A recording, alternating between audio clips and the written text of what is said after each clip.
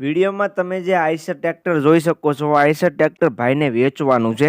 જે તમે વિડીયોની અંદર આઈસર 333 ટ્રેક્ટર જોઈ શકો છો, આ ટ્રેક્ટર ભાઈને વેચી દેવાનું છે। તો ખેડૂત ભાઈએ વિડીયો આખો જોઈજો અને તમે મારી ચેનલ ઉપર નવા હો તો ચેનલને સબસ્ક્રાઈબ કરી દેજો, જેથી આ બીજા વાહનોના વિડીયો આવતા હોય ચેનલ ઉપર તમને મળી જાય।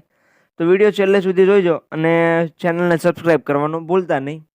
વાત કરીએ આઈસર 333 ટ્રેક્ટરની, તો તમે કન્ડિશન તો વિડીયોની અંદર જોઈ શકો છો। આખું ટ્રેક્ટર ઓરિજિનલ કન્ડિશનમાં તમને જોવા મળી જશે। કંપની કલર, કંપની ફિટિંગ એન્જિનમાં તમને ટ્રેક્ટર જોવા મળશે આઈસર।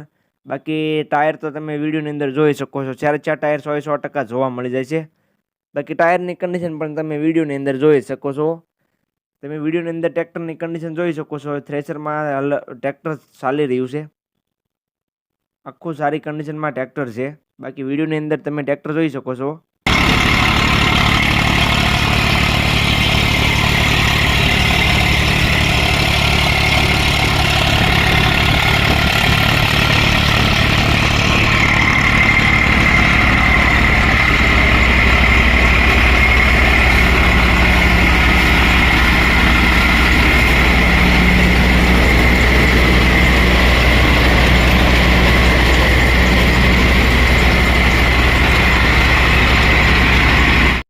વિડીયોની અંદર તમે ટ્રેક્ટર જોયું, આખું પાવરફુલ ટ્રેક્ટર છે। 2 ઓનરમાં તમને ટ્રેક્ટર જોવા મળી જાય છે। મોડલની વાત કરું તો મોડલ છે 2011નું।